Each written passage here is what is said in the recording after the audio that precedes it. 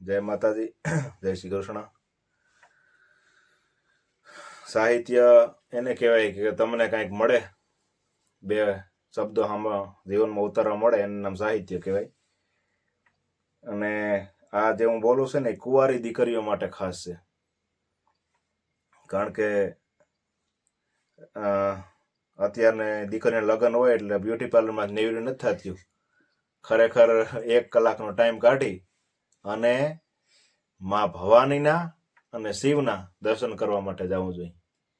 કારણ કે રામાયણમાં મહાત્મા તુલસીદાસજી લખે છે, હું ન ભૂલતો હોય ત્યાં સુધી, કે સુનૈના દેવીએ સીતાજીને જ્યારે તોરણ રામ આવ્યા, જ્યારે ભગવાન રામ તોરણ આવ્યા ત્યારે સીતાજીને એટલું કહે છે, સુનૈના દેવીએ કીધું છે કે જાઓ ભવાનીના દર્શન કરી આવો, ભવાનીના આશીર્વાદ લઈ આવો.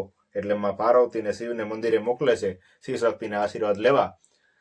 હવે 1 કલાકનો ટાઈમ કાઢી બ્યુટી પાર્લરમાંથી અને શિવ મંદિરે જઈએ જો. અને 2 કુંવારી દીકરીઓ માટે ખાલી આ 2 સોપાઈ જેને જીવનમાં ઉતારવી, આ 2 સોપાઈ છે ને સિદ્ધ થઈ ગયેલી છે.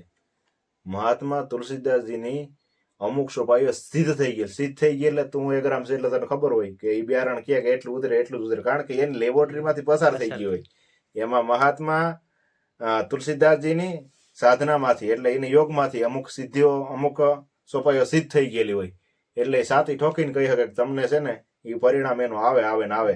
એમ 2 સોપાયું દીકરી માટે ખાલી બોલીને કહી દઉં, એને રાગે નથી ચડાવતો. આપણે ગળું નથી, આપણે ડોગ છે એટલે માટે ખાલી કહી દઉં 2 સોપાયું.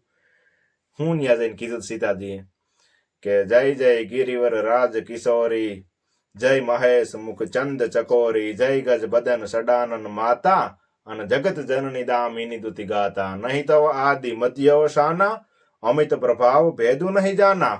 તો ભવ ભવ વિભવ પરાભવકારિણી, અને વિશ્વ વિમોહિની સબસ વિહારીની. આ 2 સોપાઈઓ સતત જો કુંવારી દીકરી રટણ કરે ને તો એને મનગમતો પતિ સાહેબ મળે અને મળે, પણ પૂર્ણ વિશ્વાસથી. અને આ 2 સોપાઈઓ સિદ્ધ થઈ ગયેલી છે.